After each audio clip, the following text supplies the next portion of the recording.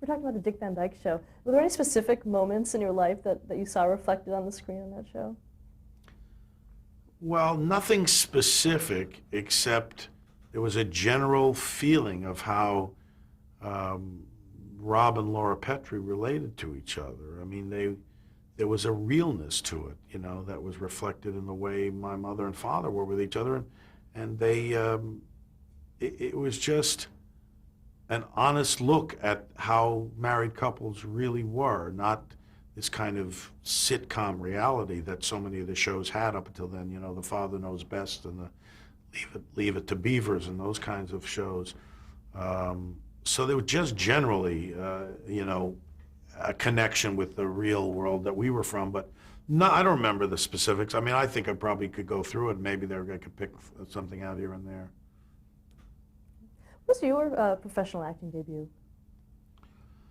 My professional? Well, I guess the first thing I did, I acted where I got paid for it, was in summer theater in Priscilla Beach Theater. The first show that I acted in, I think, was Mary Mary.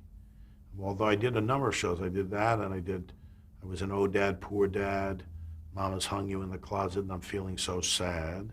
We did a stage production of Tom Jones. I was also in Enter Laughing, which was a play based on my father's book that had been on Broadway with Alan Arkin, and we did a production of it at the Summer Theater, and I got to play the lead part in that, which was weird because my father came to see it, and I don't think he thought I was particularly good in it, but it was an odd moment. But those were the first performances in summer theater. What about directing? When did you start directing for theater? Well, I think the first thing I directed, I think I was at UCLA. I directed they used to have these things called the Hugh O'Brien Acting Awards, which is like an oxymoron almost. But Hugh O'Brien was Wyatt Earp on television, and he went to UCLA, and he endowed UCLA with some, you know, money to give kids for acting awards. And I remember directing some of those. But, you know, I think even before that, when I was 19, it was either the Hugh O'Brien Acting Awards or I directed a production of No Exit at the Roxbury Playhouse in Beverly Hills that Richard Dreyfuss was in. And I think that was the first main thing that I directed, that play. And it was the first time that my father really thought I had done something really good. And he came backstage afterwards and he looked me in the eye and he said, "That was good, no bullshit." Those were his words, I'll never forget them. And I thought, wow, that was pretty cool, you know, that I had really gotten his approval at that point. And then I remember visiting him the next day at his house, and we had a talk in his backyard, and he said, you know, you can do whatever you want. Whatever you want to do, you're going to be okay. You're going to do great at whatever it is you decide to do. And that was the first really affirming moment that I had from him, and I was 19 at the time.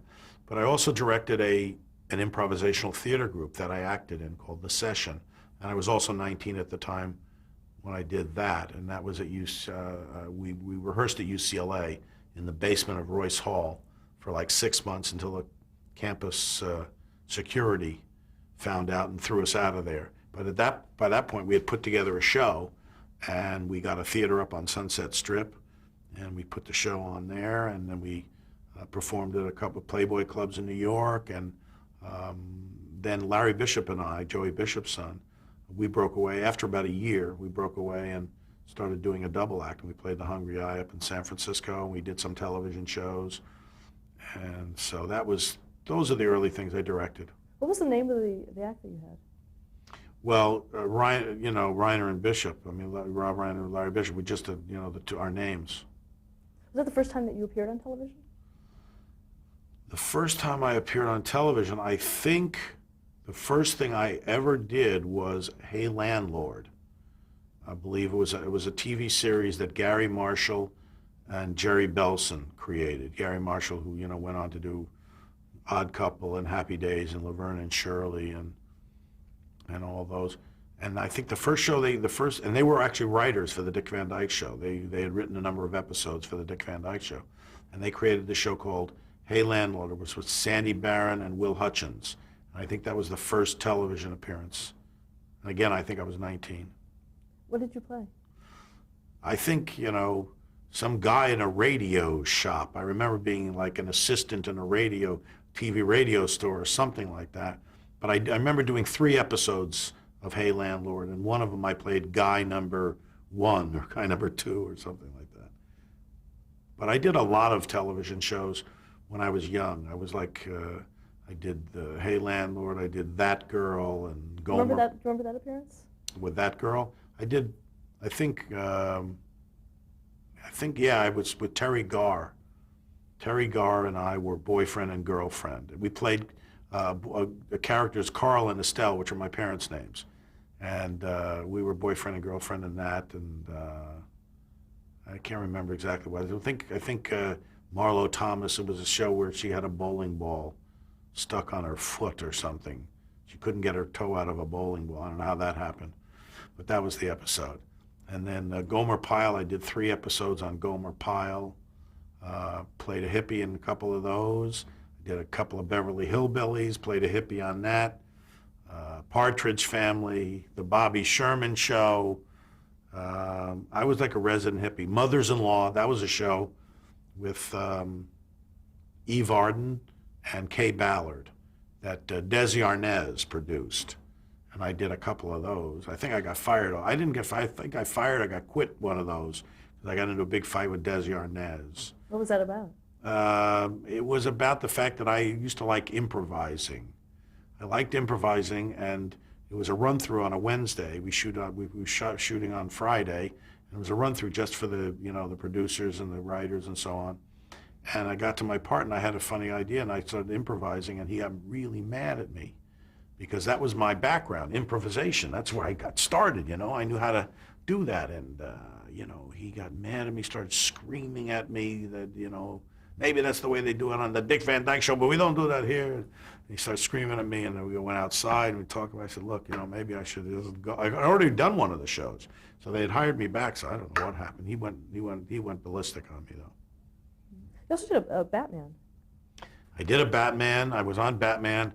It was a scene with Burgess Meredith, who played the Penguin. And I think I was delivering room service to the Penguin. I think that was that show. I was also on the Bobby Sherman Show. He had a show for a while. The Partridge Family, I mentioned that. And I think I was on the Rockford Files, which was with James Garner. I played a minor league quarterback for a football team. I don't know, a lot of television shows. Andy Griffith Show too, right? Andy Griffith Show, yes, I was on the Andy Griffith Show. I played some apprentice in a print shop or something there.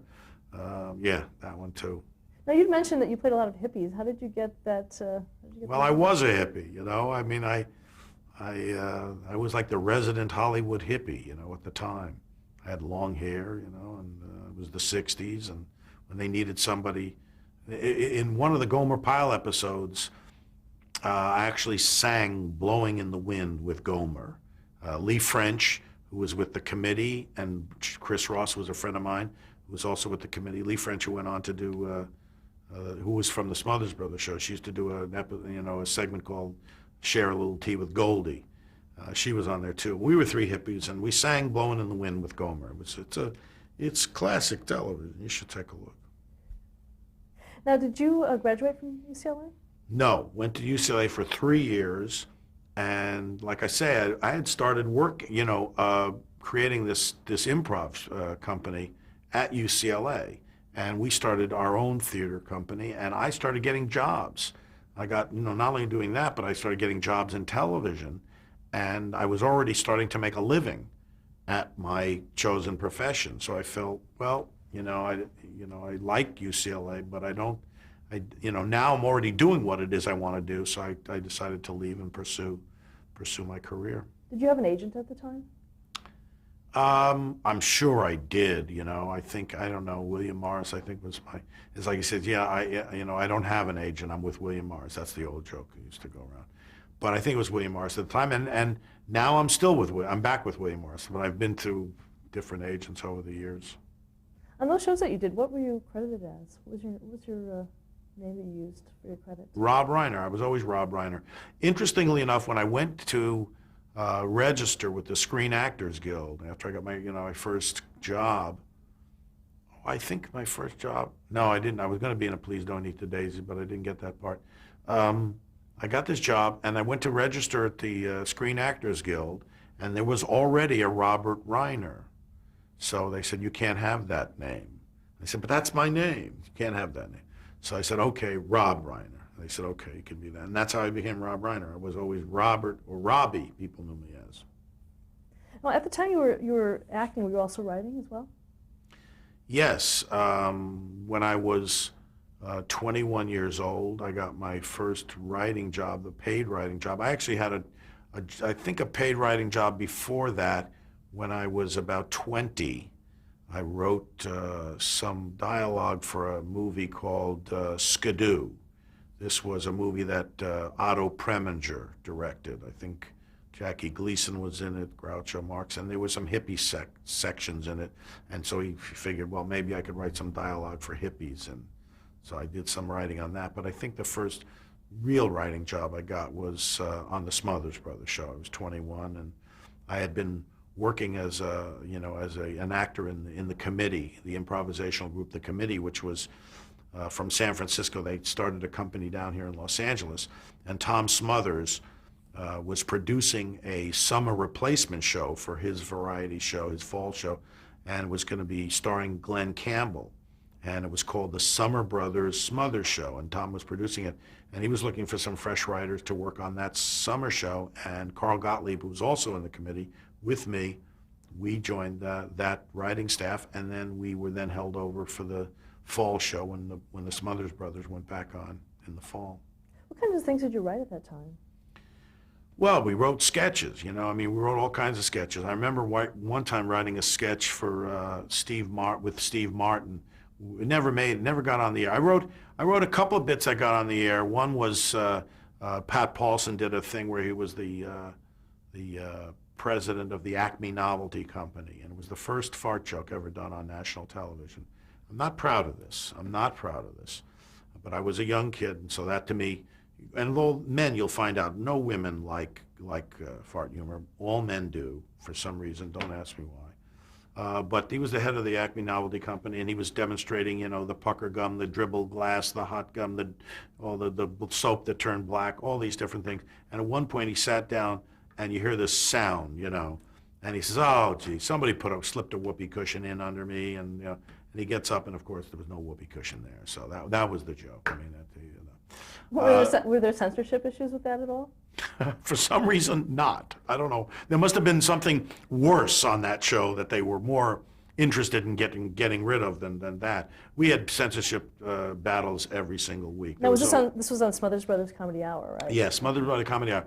We had censorship problems all the time. Tommy was fighting like crazy to get material into the show. It was a very cutting-edge show at the time. Even now, would be seen as cutting edge. I mean, we were dealing directly with the Vietnam War and race issues. And I remember one week they threw out a sketch the night before we were supposed to tape the next day, and so everybody was scrambling around trying to find something to fill it in. And Alan Bly, who was the head writer, said, "Does anybody have anything? Does anybody, because we all had we were all writing sketches." And so Steve Martin and I said, "Well, we got a sketch we just finished." And he said, "Well, what is it?" He says, "It's a satire of a Hollywood premiere, where the Army Archer kind of guy and the stars are arriving." And the name of the movie, I think, was Renegade Nuns on Wheels or some ridiculous thing like that. And we had all these different characters arriving and talking on the red carpet and so on. And so Alan Bly said, "Well, let's take a look at it." So we performed it. Steve and I performed the whole thing, playing all the different parts, and everybody was hysterical laughing. And Bly says, yeah, that's funny, but I don't know. I just don't know about it. So they didn't air it. Then next week, another sketch dropped out, and Alan Bly said, does anybody have any? And then Alan said, wait a minute, what about that Hollywood premiere thing that you and Steve, you guys, that could be funny. Let's see that again. Let's see. So we acted out the whole thing again and again. I don't know. I don't know. So every week he would basically say, let's see the Hollywood. He just wanted us to perform. I don't think he ever intended on putting it on the air. He just liked seeing us do it. So we did that. And then there was a time, I remember one sketch I wrote with Gary Puckett and the Union Gap had a hit song called Woman, Do You Have Cheating on Your Mind? You know, woman, woman, do you have cheating on your mind? That was a song he sang, you know. And so the sketch was that Tommy was singing this to this woman, and while he was singing the song to her, she's like making out with Tommy, right there while he's singing the song. And I got in a big fight with Tom about it. I said, he kept saying, when I get to the part where I say, woman, woman, do you have cheating in your mind? I should be turned away so that when he's kissing her, I'm not aware of it. I said, no, the joke is that while you're saying it, she's kissing her. That's the joke, that you're so, you know, blinded to that, that it's going on right in front of you. And so he said, no, that won't be funny, that won't be funny. Then I remember, I'll never forget this. On the air, when we finally shot it, he did it the way he wanted to do it, and it didn't get any laughs. And he said, see, I told you. He says, see, I told you it wasn't funny. I said, yeah, but you didn't do it the way you didn't do it the way I wanted you to do it. Anyway, that was a sketch I remember getting on.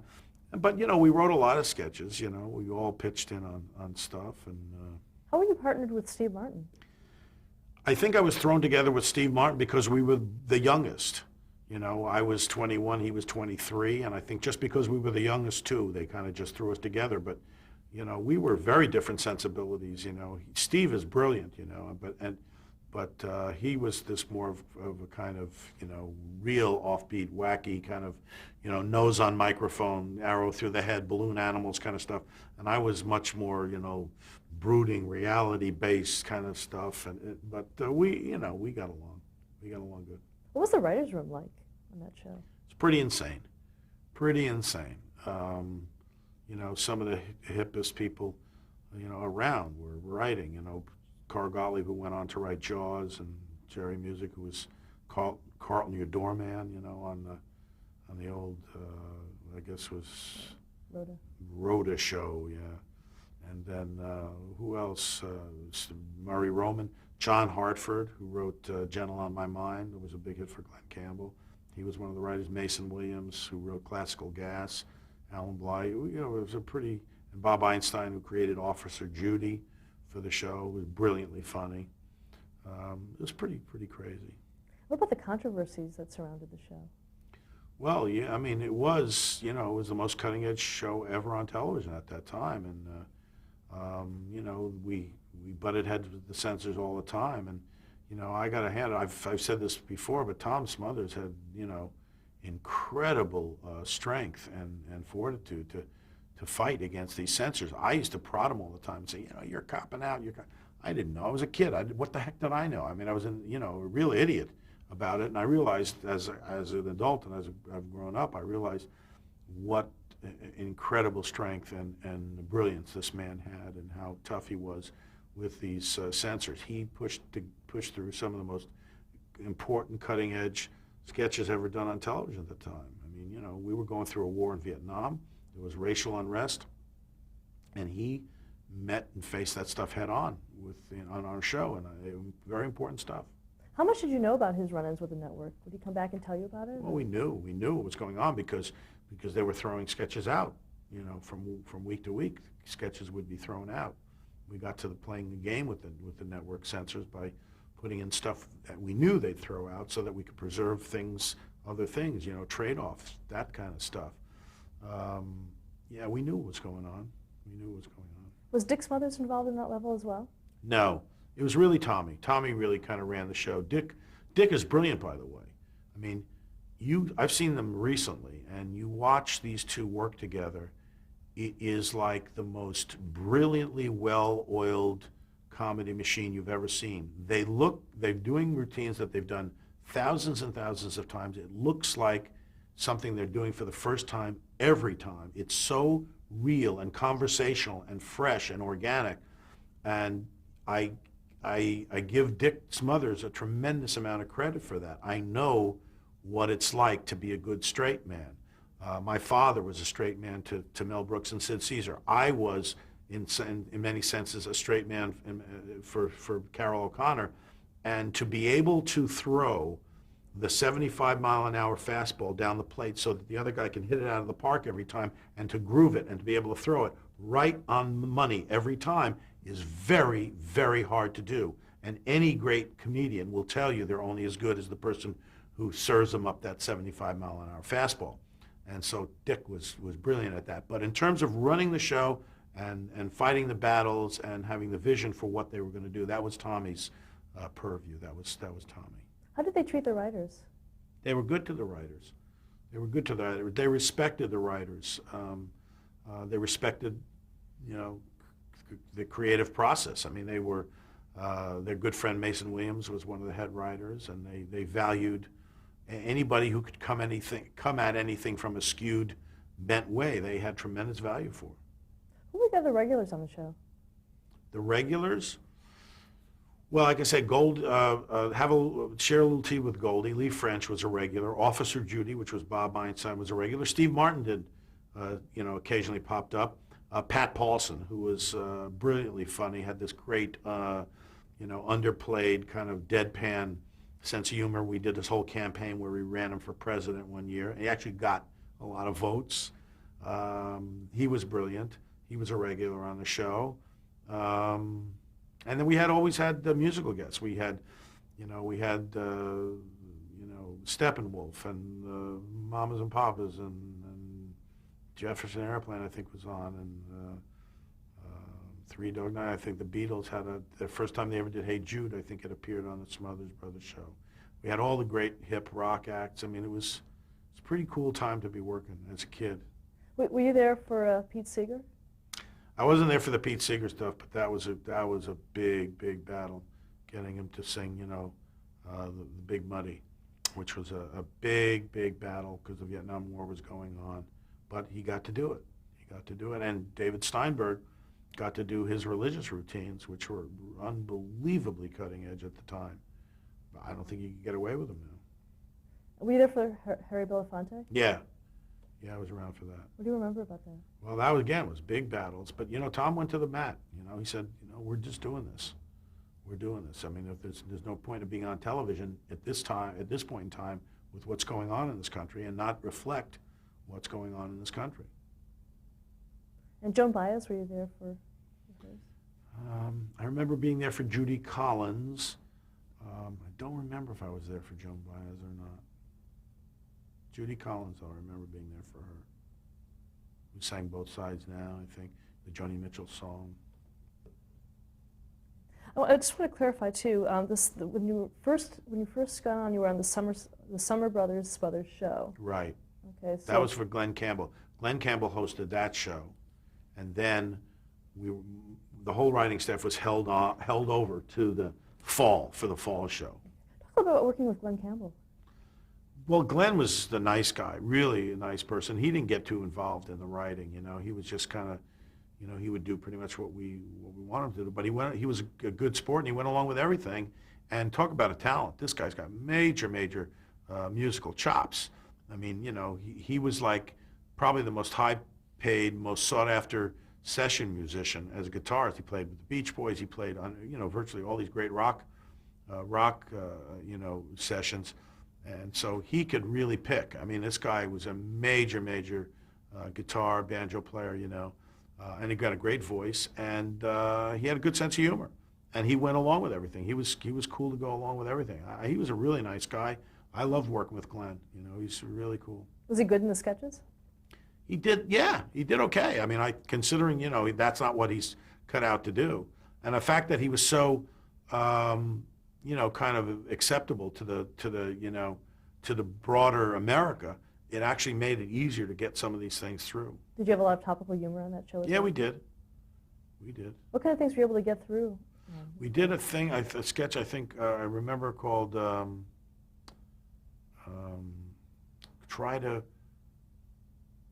try to unburden your mind, or I can't remember what it was, a song that we did that was you know, we satirized the Vietnam War, and I can't remember exactly what the song was, but I remember that with guys in foxholes. I can't remember exactly what we did a long time ago.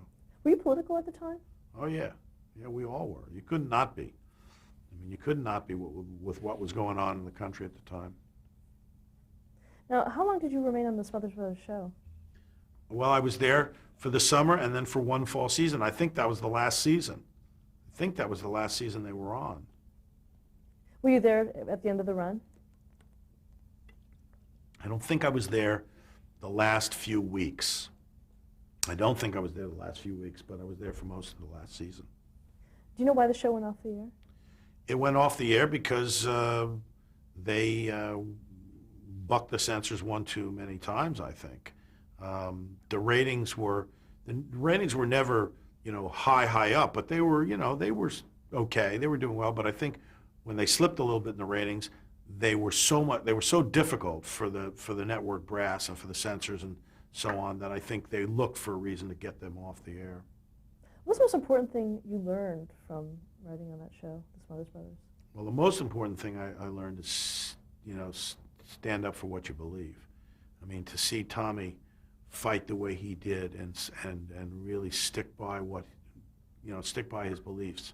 That's what you learn. That's what you learn. You know, if you think something is good and it's important and you should do it, do it. You know, and if they don't let you do it, then, you know, go down fighting. But don't give in and change something just to please people, because it's like they say, if you can't please yourself, you try to please everybody and you please nobody. You got to do something that you think is right, and hopefully other people will think is right too. Now, what did you do once you left that show? Well, I left that, and then I started writing with a partner. I did some theater. I did a thing called An Evening of Dirty Plays, which was not dirty at all. They were just the title, but it was a series of one-act plays that took place in the 50s. One of them was called The Howie Rubin Story, and it was all about a boy who was about 16, 17 years old, who was left alone on a weekend in his apartment in the Bronx. And it was about an hour one-act play, and the first 45 minutes is all this kid alone in his room making up stuff, acting out war movies, Vegas acts. I mean, it's a kid with a tremendous imagination, and ultimately this girl who lives upstairs that he has incredible hots for, she comes down, and there's this kind of this little flirtation between the two of them, and it goes bad, and it's all about teenage angst and this all coming of age stuff and trying to, you know, find who you are and, you know, learn your identity and so on. And I got, you know, nominated for a Drama Critics Award. I directed the other two one-act plays, and I acted in that. And then Gary Marshall and Fred Roos, who was a producer, went on to produce a lot of Francis Coppola's movies, asked if Phil was one of the writer, to write the screenplay version of that, and we started by doing that. We started as a team together, Phil Mishkin and I, doing that, and we never could get that film made, but we forged a writing partnership, and we started writing other television shows, and eventually wrote some episodes for Andy Griffith, one of which I appeared in, which ultimately led to one of the reasons I was able to get All in the Family. But we wrote on All in the Family too as writers, and we also did some other shows. Okay, let's stop there to change the tape. Okay.